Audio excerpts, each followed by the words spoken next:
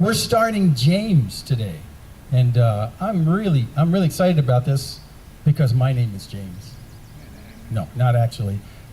James is a great little book, and I know the men studied this. How long? You guys looked at this about a year ago? Like 2 years ago? Okay, long enough for you to have forgotten everything. Yes. Okay. So look at it again. I don't know if you know, but James had a really hard time getting into the New Testament. I don't know if you knew that. It was debated for a long time, and a lot of people looked at James and said, boy, I don't know. I think it's in conflict with what Paul writes in Romans and all that kind of stuff. And we'll see some of those things as it comes up, because it doesn't conflict. It's actually really a very nice complementary thing. But it struggled. So while the New Testament was being compiled, people were readily accepting the four Gospels. They're readily accepting Paul's letters. I mean, all this, pretty much the stuff in the beginning of the New Testament is the stuff that was earliest added to the New Testament. And the further back you get in the New Testament, the later it was added, usually. So, of course, things like Revelation, that struggled to get in. Why? Well, because it's like a comic book in many ways. It's unlike anything else. But James did, so why would James struggle? So we're not going to cover much ground today, but here's how it opens. He says in verse 1 of James, James, a servant of God, of the Lord Jesus Christ, to the 12 tribes of the dispersion, greetings. And then verse 2, count it all joy, my brothers, when you meet trials of various kinds, for you know that the testing of your faith produces steadfastness, and let steadfastness have its full effect, that you may be perfect and complete, lacking in nothing. Well, I see the problem here. I mean, when I read this, I think, well, if I was a publisher, I'd say, dude, this is not going to fly. There's two gigantic errors right here that you need to consider in when you write a book like this, or no one's going to accept it. And so the publisher, if I was a publisher back in the first century, I'd say to James, hey, look, you're doing this all wrong. After all, aren't you the brother of Jesus? And he is. James is the brother of Jesus. I mean, the real life, flesh and blood brother of Jesus. And I would say, well, look, everyone who's a brother of somebody else, when you publish a book, you make a big deal about the fact that you're the brother of someone really famous. You need to put on the front of your book here, James, the brother of Jesus. And he doesn't do that. Oh, well, as a publisher, I'd say, look, I can see the cover. I can see the cover on your book right now. We would have the cover, you'd have whatever title you pick. It doesn't matter, James, but bigger than life, it would say, James, the brother of Jesus. And everyone will buy the book. I mean, everyone will accept it. But he doesn't do that. And, we do this today. I was thinking about famous brothers, Frank and Jesse James, right? Frank James and Jesse James, sort of. Frank and Jesse James, How about, actually, if you're a New Yorker, you know Andrew and Chris. Who's Father Mario? Cuomo. So really famous. One of them gets pretty much of his fame from the fact that his brother's famous, and he gets his fame from the fact that his father's famous. So if they write a book, they, of course, put on the front of the Cuomo family. Mario, the governor of New York, and now the governor of New York, Andrew, so all that kind of stuff. I thought there's some other ones I really like in terms of the famous names of people. Wilbur and Orville. Right, see, this is a big deal. If they write a book, you say, I'm the brother of Orville, I'm the brother of Wilbur. So this is the kind of Groucho, Chico, Harpo, Marx. So as a publisher, I'd say, James, you're making a big mistake here. What you need to do is make a big deal about the fact that you are the flesh and blood brother of Jesus. With the exception of maybe Mary and Joseph, you know this guy better than anybody else. You grew up with him when you were kids, all the way up, all the way. I mean, 3 decades. You know this guy well. Put on the front of your book, James, the brother of Jesus, and everyone will buy your book. Publisher error number 1. That's why he didn't get in the New Testament, because he didn't say that up front. Publisher error number 2, I think, when I read this, comes out of verses 2, 3, and 4. I think so too. He says, count it all joy, my brothers, when you meet trials of various kinds. Well, that's a very downer message. You don't put that on the front of a book. I mean, we look at this and we see these trials things and we think, well, is this just going to be a long book about, what doesn't kill you just makes you stronger? I mean, but too bad for you, you have trials? Well, that's a bummer book. You can't name a book like that. So as a publisher, I would recommend doing something more clever than just saying something like that. I'd look for something like you could title it Problems, semicolon, Looking on the Bright Side. No, that doesn't even do it for me. I mean, that's just a bummer. In fact, in publishing, you have to have a number and something after that. Like if you title something like 5 Steps to Happiness, you'll buy that, right? If it just says happiness, you won't buy it. But 5 Steps to Happiness, this sounds like concrete stuff. I'll buy that. Or 25 Signs that We Are Near the End. That's actually a real title. That's Don Stewart's new book. 25 Signs that We Are Near the End. Because you can't just write on there, everything's going to come to an end. You don't sell books on that, but 25 signs. So James, if you're going to sell this book, don't start off in the very opening breath saying, count it all joy when you meet trials of various kinds. That's just like stupid. No one's going to buy your book. No one's going to put it in the New Testament. Why would you write a whole letter, a whole book about problems? We got enough problems. I'm an expert on my problems. I don't need you to tell me my problems. So look, James, here's what me as the publisher says. James, publisher says, number 1, put on the front cover of your book, James, the brother of Jesus. And you can subtitle it, I know him better than anybody else. I mean, that would attract some attention. Wouldn't you read a book if James wrote a book and talked about what life was like when they were 13? Did they fight? Did Jesus ever get mad? What did he get mad at? Was he like the perfect child, but not an annoyingly nice perfect child? I mean, what was, right? You would buy that, right? He doesn't do that. Big error. Maybe that's why he didn't make it in the New Testament. And you got to name it better than you're going to have problems. Oh well. that just doesn't fly. So when you look at this from I'm just being silly, of course, but from a modern perspective, this book is not going to fly. And James misses some great opportunities to promote what he's talking about just in his first breaths. So fix this somehow. And yet, when you read the book, you realize that there's genius in the way that he starts this book. There's genius. God's genius, not James's genius, God's genius. I mentioned that James is the real-life brother of Jesus. And he is. Almost everybody who looks at this linguistically agrees this is the brother of Jesus. This is not the brother of John. Remember James and John, the sons of Zebedee, who fished up in the Sea of Galilee? Not that James.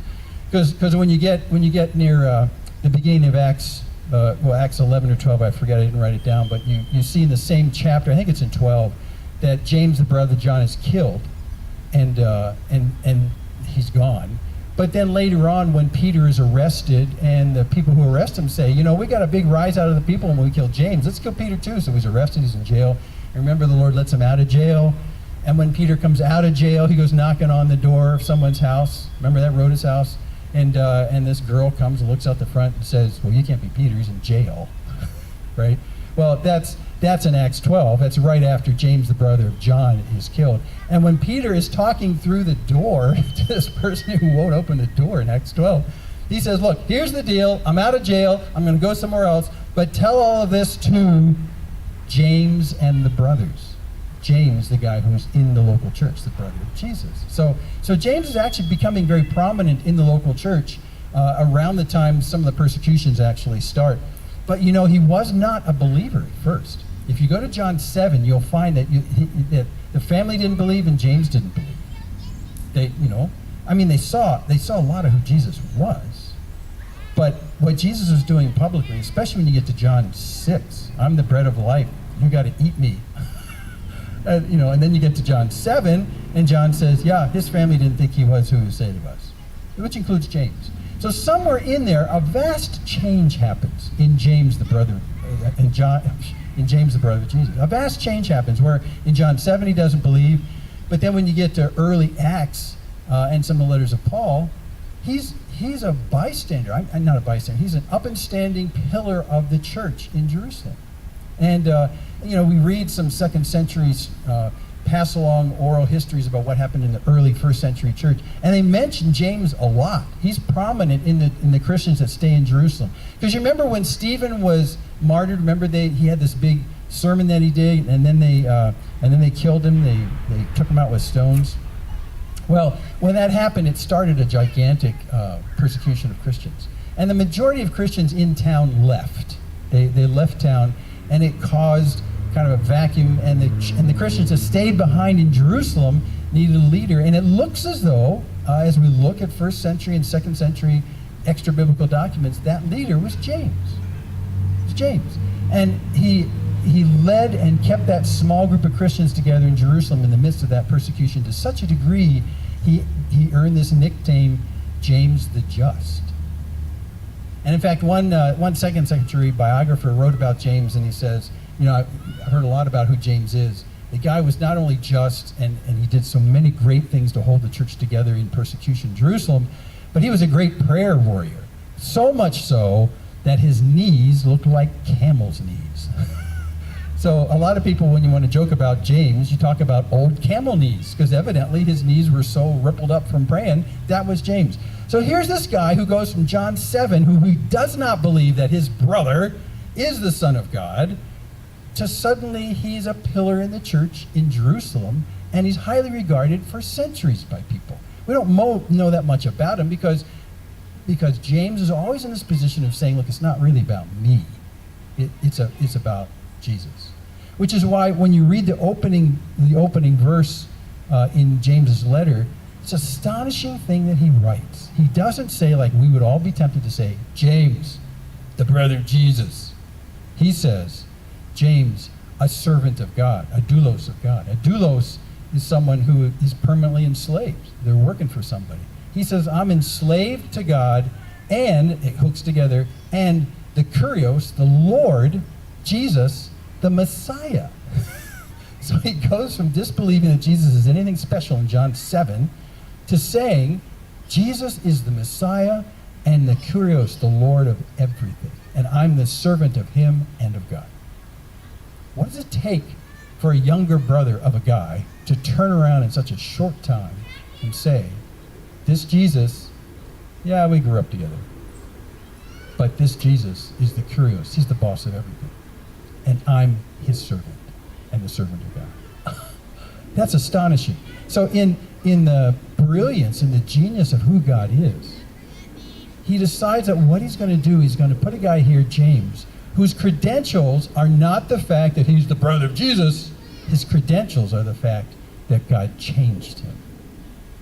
That's his credentials. That's his credentials. And on top of that, for someone to come to this position that Jesus is the Kurios, the boss of the universe, he also had an inside view to the foibles of Jesus as he's growing up. And you can ask him a question, he probably asked himself the question, look, if Jesus is the Messiah, according to the Old Testament, he needs to be sinless. Now let me access my records of growing up with mom and dad and the kids. Was my older brother sinless? Don't ask my brothers if I was sinless. We used to beat each other with belts, with belt buckles on. I mean, we were just nasty to each other. But James could look at his own history with Jesus and say, yeah, Jesus was a different guy. I can't think of any time where he sinned. I mean, he could say this, which is why when people would say, Jesus can't be the Messiah, James could say, well, let me tell you about our childhood. He is. He is. So God's genius here is to put a guy in place in a influential place in the early church while it was struggling under persecution. A guy who at one time said Jesus is not the Messiah, and then he says he is the Messiah, and I am so convinced of it that now I am his doulos. I'm his servant. That's genius. So James doesn't really need to start his letter trying to get his cred from the fact that he's the brother of Jesus, because people knew who he was by the time he was doing it. He was pretty prominent. They said, look, he doesn't need to flaunt that. Yeah, he's the brother of Jesus, but isn't that amazing that he still thinks Jesus is the Messiah, even though he's his brother? Isn't that amazing? And that's the amazing genius that a modern day producer of books wouldn't catch at all. Don't mention you're the brother of Jesus. Everyone knows that. Mention the fact that you are now his servant. That's what's different. And before we leave that, it's interesting that the message that God spreads throughout the world, through not only James but through us, is heavily founded on the fact that you have changed, just like James. You know, we don't have any credentials of being some blood brothers of Jesus. We don't have anything that gives us any notoriety at all. But what we can say with the same kind of certainty is, there was one time that I didn't think Jesus was anything special. Now I've made him my Lord, and I've changed. Something's changed, and God's the one whose hand has changed me. And that's the message that's really influential to the world.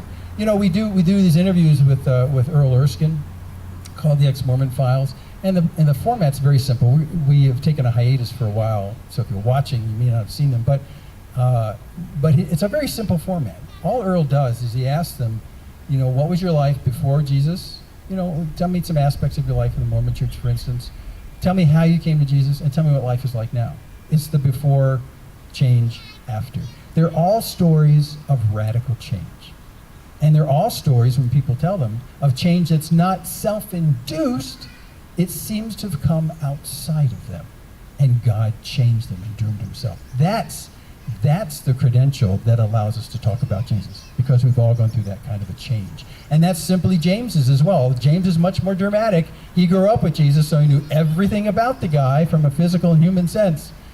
And he changed radically as well, so much so that he was viewed as James the Just, old camel knees, a guy whose reverence toward God is there in spite of the fact that he grew up with the teen Jesus. In fact, because of it. So anyway, that's brilliance, a changed life. In fact, when you talk to anyone about your changed life, people always want to know, well, what happened? What you were here, then you were here. You know, what happened in between to change you so radically? Paul had a great story. Paul could say, hey, look, I was persecuting Christians. I was killing them. I was dragging them away, putting them in jail, killing some of them. I was very ambitious. I was going all over the world. I was going up to Damascus, Syria. We were going to take a whole bunch of people captive. You know, the people who did this stupid thing about Jesus being Messiah. I was very active doing that. And then he was stopped on the road. He was humbled tremendously. And he said to this voice in this light, who are you? And he says, I'm Jesus. You're persecuting me, man. Well, that's a good story to tell. And I think Paul told that story a lot. In fact, we know he did. This change process Paul went through. Because when you look through Acts, where we have recorded the presentations he does in front of important people, governors and stuff like that, he recounts it again. I've forgotten count. There's maybe 4 accounts of him telling that story over and over and over. Our story of change at the hands of God is how God glorifies himself to people who don't know. And that's James. So it's actually genius on God's part that he would do that. It's genius. Now what about the second publisher problem? Not upbeat enough.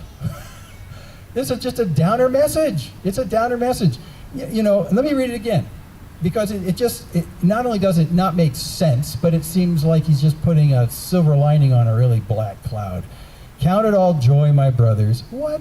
When you meet trials of various kinds. By the way, various kinds means a variety of things you can't even predict.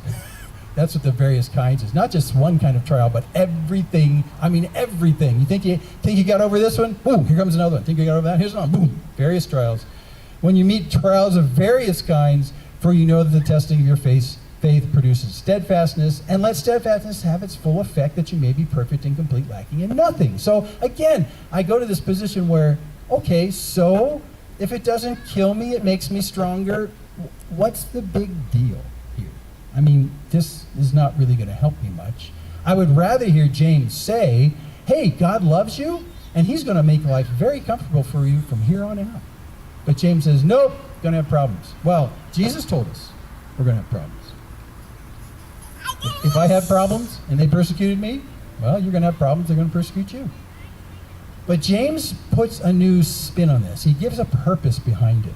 And if when you heard those verses I just read, if you lapsed into a lazy thinking, which is what I normally do, where I read that and go, okay, I'm going to have problems. I just have to buck up and just deal with it. I gotta steel myself to deal with the bad situations. It's all up to me to do something about it. But that's not what he says. So you have to be careful when you read James, because he uses his words carefully and concisely. I mean, listen to what he says. He says, for you know that the testing of your faith produces steadfastness.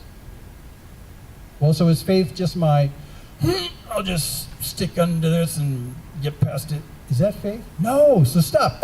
Stop for a second. Remind yourself what faith is. Faith is in essence, put another way, leaning on God because you know who God is.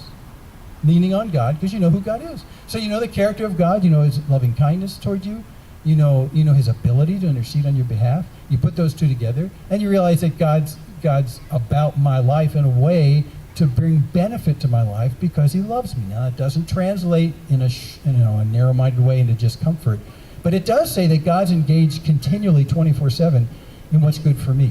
So when I look at faith, I always ask myself, can I lean on God in this situation? Is his love sufficient in this situation? Does he see what's going on in this situation? Is my reflex to lean on him? So this is the easy way to think about faith. Faith is the thing that allows you to lean on something when you're in trouble. So the question is, what do you lean on? What do you lean on? In my family growing up, my dad came out of upstate New York and German family, and the German stoicism was thick, you know. Don't cry about that. Don't be a crybaby. Just, you know, just stop crying and just get through it, and don't tell me, don't whine. You know, that's that stoicism, that New England stoicism. Is that what he's talking about here? No, because what I just talked about there is about what you do for yourself. You know, do you steel yourself for those things? That's not what faith is. Remember, faith is leaning on someone else. Faith is leaning on God. So what he's saying is, when you just broaden the translation, because you know what faith means, he says, when you meet trials of many kinds, for you know that the testing of what you lean upon produces steadfastness. So, this stress is not meant to test your abilities. It's meant to test God's abilities. Is God good in this situation? Am I willing to lean on him in this situation? Was he trustable in the past, or will he be trustable right now? So this steadfastness that comes out of this comes from the fact that in these trials, you reflexively say to yourself, I'm out of control. This is over my head. I can't do anything about this. I don't have what it takes to deal with this. I can't do this. And so you say, okay, wait, I need to lean on God because I've lent on him in the past. I lean on him in the present. My troubles are here right now. I'll lean on him right now. And this trial will put God to the test if I place my faith in him. Will God come through here? Now you might say, well, that sounds slightly irreligious. But I got to tell you, what James is saying here is it's not what doesn't kill you makes you stronger. It's what doesn't kill you deepens your leaning on God. That's what he's saying. So it's not a test of your will. In a sense, it is a test of whether you will go to him and lean on him earlier than next time when you freak out when things happen. But it really is a trial in order to tell you and to reassure you that you can indeed lean on God because he loves you. That's the trial. So when I read James, I always think about the fact, he's not talking about, I need to get the chutzpah. That's my Yiddish background on the East Coast. I don't have to have the stuff to bear up under burdens. I need to automatically say, God, you've got this. And have him have that. And my faith puts it in him. And my faith tells me that because he loves me and he's capable, he will, and he's engaged for my best. All things work together for good, Paul says. I can do that. So his point at the outset is, if you're in trials, and by the way, he says he's writing to the Jewish Christians of the dispersion. These are probably the people that left town when Stephen was martyred. They're in tough times. They're away from home. And if they come back to Jerusalem, they'll be persecuted. So if you have trials, what's the point of the trials? He says the point of the trials is to teach you how to build your dependence upon God. They are trials of your faith. Are you willing to trust God for this too? Really? Yes. And why various trials? Well, because if you're like me, there's things you've gone through in your life that are tough, and they start off kind of, junior level tough, and they seem to get tougher and tougher and tougher, and as they go along, you ask yourself, well, God came through when I leaned on him back here for this. Is he big enough to handle this? So that's why there's various trials. That's why there's usually kind of increasing trials. And if I could lean on him back there, and in his loving kindness he responded in my behalf for my best, he'll do it here. So that's why there's various trials. And he emphasizes this greatly. You think you've gone through trials? Well, you just wait. Is God trustable in your trials? Yeah. How will you know? If you trust him through faith. If you don't trust him through faith, you don't develop a deeper faith. And so that's why he says, count it all joy, my brothers, when you meet trials of all different kinds. For you know that the testing of your faith, the testing of your dependence upon God produces steadfastness. So what is steadfastness? One of my favorite Greek words. It's this composite word where the first part of the word means under, the second part of the word means remain. You remain under. It's a great picture of what happens when you're in trouble. Remained under. So if indeed my faith in God is developed to such an extent that I lean on him almost automatically in troubles, it makes me more willing to stay under what I'm in. That's the hupomeno. That's the whole thing he's talking about. Are you willing to remain like that? It produces steadfastness. How? Well, I say to myself, God was faithful then, and as I look forward in the present to what I'm going through now, he will be faithful again, steadfast. I will remain under. I will hupomene. I will remain under. That's what I'll do. Now, that's not what we do. Our natural reaction, the flight or fight kind of thing, you get troubles, hard things are going down. What do? Bye. I got to get out from under this because this is really uncomfortable and it's awkward and it's painful. And I'm going to reduce the duration of this because after all, this just hurts and this is not quite what I signed up for when I started following Jesus. Your expectations are a little whacked out. So here's what he's talking about. The degree to which you consistently lean on him through faith. I know who God is. I know his love for me. I know he has interceded in the past. I know he set his face for my best. It makes me hupomeno to just stay under what I'm doing right now. And so James explains a little bit more why it's beneficial to stay under that stress. Part of it is it grows your faith in God, your dependence, your willingness to lean on him more. In a sense, it's sort of testing God's ability to handle the situation if you let him have it. But then he says, look what steadfastness does. This is awesome. He says, steadfastness, verse 4, let it have its full effect, which he uses this great word which means go to the end of it, go to the point of it, go to why we're doing this at all. Okay, the teleos word in Greek means to go to the end of the process. So he says, let it have its full effect that you may be perfect and complete, lacking in nothing. Well, perfect is teleos again. So he says, teleos, go to the teleos, go to the end of it, don't get out from under it, hupomeno, stay under it, and let it go to its end, let it work its way out, so that you'll be complete and lacking nothing. And this word complete always makes me chuckle because it makes me think about losing my marbles. Uh-oh. And in a real sense, the word, again, when you deconstruct it, means to have all your bits. It literally is all your bits. And for those of us who are gaining in age, we know the bits that we're losing. But in a spiritual sense, what he's saying is that when Adam sinned, mankind lost all its bits. Mankind lost much of its marbles. Made in the image of God, yes, but tragically flawed because of sin. We lost our marbles at the fall. And so what he's saying is, steadfastness, hupomeno, stay under this stuff. It results in the end, teleos, it results in the end that you get all your marbles back.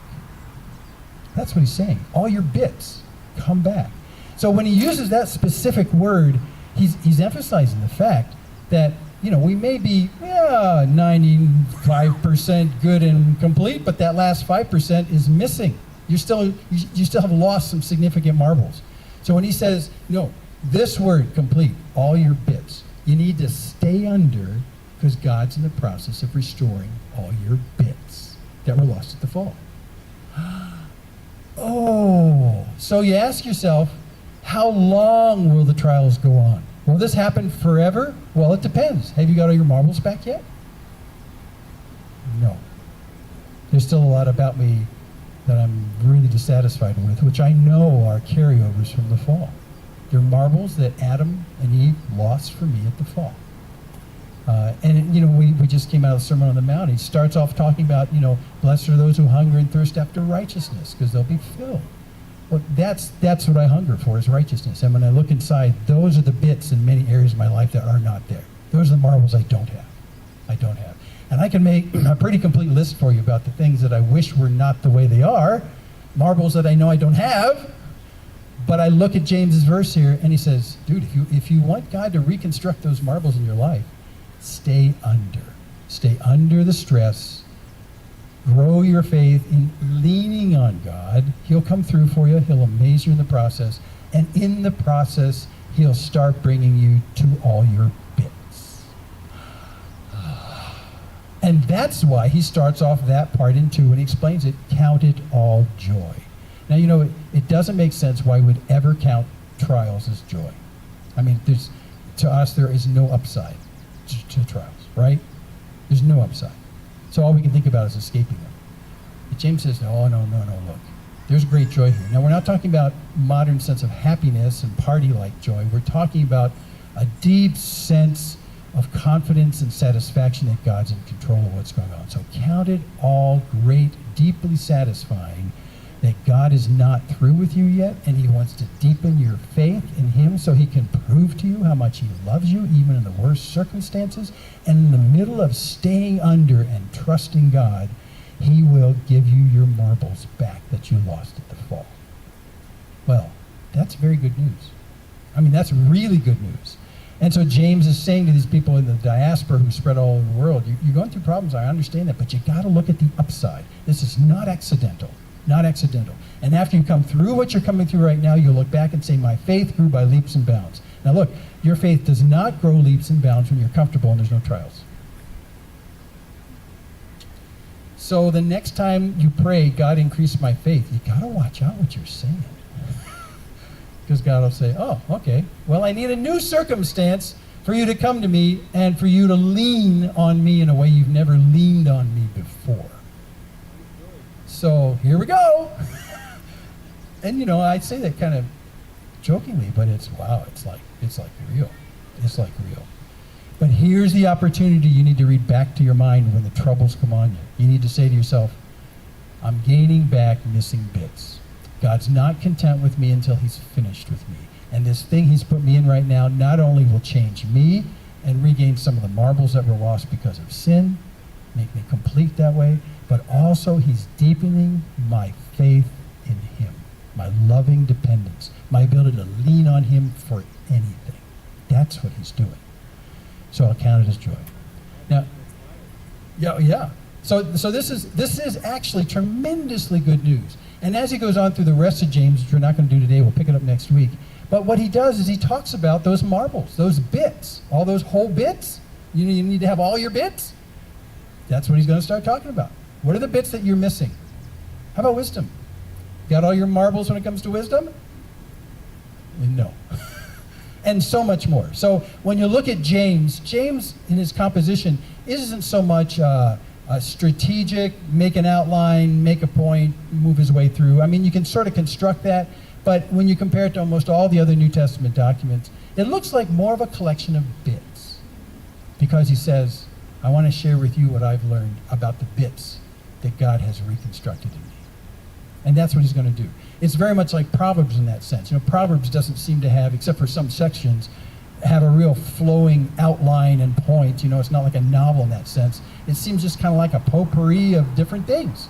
But James has that flavor to it. He has some sections where he makes some points. But I mean, it's sort of like that. And what he's doing is he's fulfilling this thing about if you stay under the trouble, you stay under the trial, and be steadfast, then you will be complete. Let me share with you some ways in which you can be more complete than you are right now. So if you're in a trial, let me share with you some things that might help you in the trial. Maybe this is what God's working on you in this trial. I've mentioned a couple times some gigantically catastrophic trials that Dorothy and I have been through in church contexts. And serial, I mean, like 5 years apart for some time. And you go through one, and you think, oh man, I'm glad God took me through that. Did you lean on God in a new way? Absolutely I did. Yeah, really I did. Did God change you? Did he restore some of your marbles? Well, yes he did. I came away changed. Yeah, I did. And then someone says, would you do it again? No. No, it was valuable, but I never want to ever go through that again. And you can hear a little chuckling in heaven, and God flips his calendar for 5 years, and it happens again, but bigger. What? And so you turn to God, and you say, God, I thought I passed this one. and he says, no, it's not about you passing the test. It's not about you getting better at enduring trials. It's about the fact, are you willing to lean on me now for this like you didn't on that one? That worked out, right? Okay, remember that. Lean on me. Come on, lean on me. Let's do this. I'm trustable. I love you. Let's do this. Well, okay. So when you encounter the front end of those kinds of things, you need to tell your troubled heart, this is not an accident. God has brought me to this point with gigantic benefit to me. So when you're even in the deepest of the trials, I remember doing this in several of them, I turn to God and say, God, I'm upside down on this. I can't handle this. But I understand that this is not an accident, and I understand that you have good prepared for me in it. I can't see what it is. I can't look forward and second guess what you got in store, but I know that that's part of the program. Why? Because that's what happened back there when you were faithful and I trust you, and I have to think that that's what you're doing here as well. So God, even though I'm in over my head on this, even though it looks like everybody's going to die, I'm yours. Have your way with me and work through me, that you might be glorified and that you might change me in the process. And I know that on the outer side of coming out of this, I'll look back on this like I've done all those others and say, well, look at how I've changed. Look at how more trustable God's become in my life. I'm glad by faith I put my trust in him. I'm glad I leaned on him. I can probably lean on him on bigger stuff in the future as well. Look how he's changed me. There's some marbles I didn't know I didn't have. But God, I don't want to ever do this again because it was so painful, and now I think I've passed all of these tests of faith. So what do we say if we just go on autopilot now and go comfortably to my death, and I'm happy with that? And then there's chuckling in heaven, and God says, but you still have marbles we got to work on. You still got bits that aren't done. So do you hunger and thirst after righteousness? This is one of the ways God creates this in you. This is the way he pours it into you. Do you thirst for a deeper, knowing relationship with God where you can trust him and understand his love? A faith that's not just words. It's a faith that actually leans on God. Later on, James is going to speak many times of faith. He's going to talk about faith and say some people say they have faith, but they never show it. They never lean on God. I'm not sure you have real faith. Maybe that's not really faith. So he'll talk about faith in that sense. Is your faith an action verb about leaning on God? That's the question. So he'll get to that as well, because in this whole process, as you go into troubles and he talks to his friends who are in the diaspora who are having problems, he's saying, look, this is what you're going to aim. I know you're in deep troubles, and I know you could tell me all about them. You need to ask God to deepen your faith in him, and he'll do it through all this stuff. So this is not a publisher error that he brings up this downer message about, sorry, you're going to have problems, deal with it. That's not James. James is, yeah, there's problems, and we understand there's problems, but I want you to understand the gold that God is building in your life through these problems. If, instead of just bucking up and staying under it, if you'll stay under it and you will reflexively lean on him and say, God, you've got this. Glorify yourself, change me, deepen my relationship with you, and when I come out on the backside of that, I'll glorify you. But again, there's nothing in trials that are fun or happy. Trials can be tremendously hard, and in the early church, trials many times ended up in deaths. And you have to ask yourself, what were they asking themselves when they went into tough trial situations that they knew probably were going to end in death? Were they actually saying this to themselves? They're saying, well, God, you've got this. You've got this. And by the way, God does not let you go home to him until he's got all the bits he wants to put back in you. So be patient with me. God's not finished with me yet. So the not upbeat part enough? No, it's very upbeat, because he starts off by saying, count it all joy. Count it all joy when these things happen. And he hasn't explained himself fully yet, but he will as we go on. But count it all joy is the fact that the trial is not so much a trial of your ability to endure. It's a trial of God's ability to display his love to you in the deepest parts of life. That's what's going on. Ask God if you're in a trial right now, or you come up on a trial soon. God, glorify yourself in what's going on here. This deeply troubles me. It's a trial, and it's real, has real consequences. But God, I'm looking to you to glorify yourself, to draw me deeper into you in love and in faith, to lean on you in ways I've never leaned on you before. And I'm looking for you to restore some bits in me that I've lost that I didn't know I was short on. The people in life that you meet who have been Christians for a long time, the ones who are the warmest, the most gentle, the most insightful, just so much like God in so many respects, you ask them what they've been through in their life. And you'll find out that that is the handiwork of them leaning on God in a bunch of hard situations. And God has changed them. And he's made them reflexively people who lean on him in every circumstance. This is always true. This is always true. I've never met a person who has so impacted me for who God is and the loving kindness of God. I've never met a person like that who hasn't gone through a tremendous amount of problem.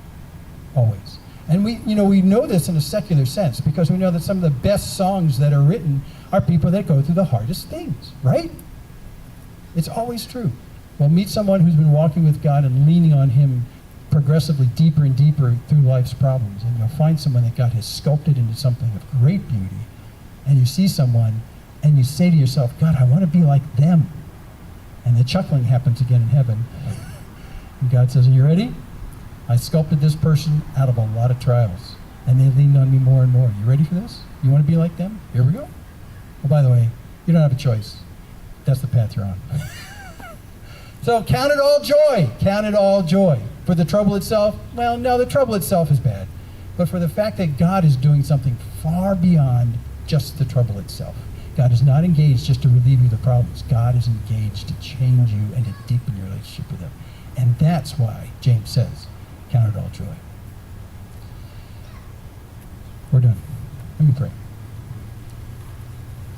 Father in heaven, we hesitate. We hesitate to ask you to deepen our faith and our trust in you. We hesitate because we know it comes at the cost of tremendous difficulties and trials. But Lord, we are encouraged and we take joy in the fact that when we see people who have been sculpted by this process for decades, they look kind of like you. They display your loving kindness, your gentleness, your compassion, your sacrifice. And Lord, as we look at their lives, we see such extraordinary beauty that our hearts leap out and say, God, make me like them. Make me like you. And restore the marvels that were lost at the fall. Make me like you. So Lord, right now, as we open up James, we realize that this is the beginning of a tough process. For many of us, it's an ongoing process of difficulties. We don't have to wait for them to come. We're in the middle of them right now. I know several friends who are in the middle of some very deep things. I ask that you'd come near to them and challenge them to lean on you in ways they've never leaned on you before, and that you might display your great loving kindness to them in the deepest places. Lord, we know there's no place that's so deep that you can't go deeper still. You meet us there. Lord, develop our faith in you as we trust you in the darkest and the deepest places. And Lord, we look to you to give us our marbles back, that we might look just like you. So thanks for James, and give us wisdom through your Spirit to understand what he's saying. And we thank you for this word that you've preserved now for so long. And we look forward to using it to change us. So thanks in Jesus' name.